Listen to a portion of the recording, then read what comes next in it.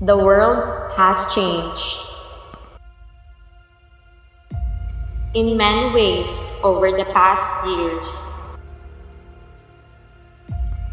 and it will continue to change in the future.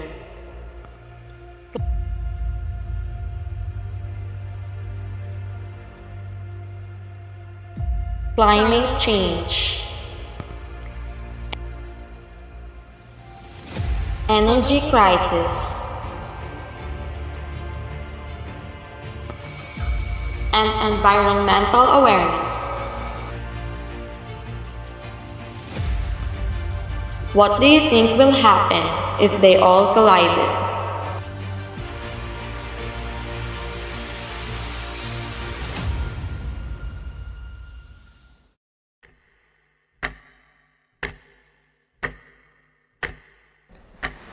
Climate change includes both global warming driven by human emissions of greenhouse gases and the resulting large-scale shifts in the weather patterns. It is a change in the pattern of weather and related changes in oceans, land surface, and ice sheets occurring over time scales of decades or longer. Causes of climate change and energy crisis. Open burning of waste is a widely practiced method of solid waste disposal in many regions of the world and represent a significant source of air pollution, carbon emissions resulting from black carbon produced by open burning of waste has a significant climate change impact. Sunlight and heat cause the plastic to release powerful greenhouse gases, leading to an alarming feedback loop. As their climate changes, the planet gets hotter. The plastic breaks down into more methane and ethylene, increasing the rate of climate change, and so perpetuating the cycle. Waste of energy in most parts of the world, people do not realize the importance of conserving energy. It is only limited to books, to the internet, newspaper ads, live service, and seminars, unless we give it a serious thought. Things are not going to change anytime sooner. Right now, we're facing a man-made disaster of global scale. That the human activities is the main causes of the climate change and energy crisis. If we don't take an action, the collapse of our civilization and extinction of the natural world will happen.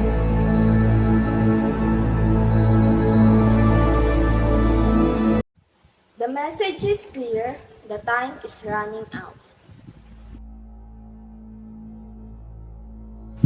Simply put, if we don't protect the nature, we can't protect ourselves.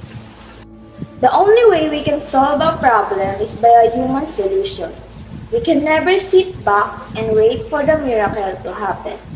So come with us and let's take action and talk about environmental awareness. Environmental awareness means being aware of the natural environment and making choices that benefit the earth rather than hurt it. Some ways to practice environmental awareness include using safe and non-toxic building supplies, conserving energy and water, recycling, activism, and others. There are environmental problems that really affects not just the environment, but also the humankind. Our environment faces several problems, and many of these seem to be worsening with time, bringing us into a time of a true environmental crisis. It is therefore becoming increasingly important to raise awareness of the existence of these issues, as well as what can be done to reduce their negative effect. Composting is an effective environmentally safe way to recycle yard waste. This is a simple tip to avoid burning of waste that can harm the nature and can be a dangerous one to human health and contaminates the air, water, and soil. Waste prevention. We should always remember to segregate our waste properly. We can make a difference by reducing the consumption. We can also help protect our natural resources and reduce the amount of waste produced by 3Rs: reduce, reuse, and recycle. Waste prevention and recycling can make a significant contribution to reducing greenhouse gas emissions. The Waste Reduction and Recycling Initiative is expected to contribute at least 5% of the total greenhouse gas emission reduction. Planting helps fight climate change. It is one of the simplest and most effective ways of tackling caused by greenhouse gases. We must invest our time in planting because as they grow, they absorb carbon dioxide, a major greenhouse gas in the atmosphere. If everyone will plant, they can help to reduce the impacts of climate change in their local area and around the world. So let us be active in planting.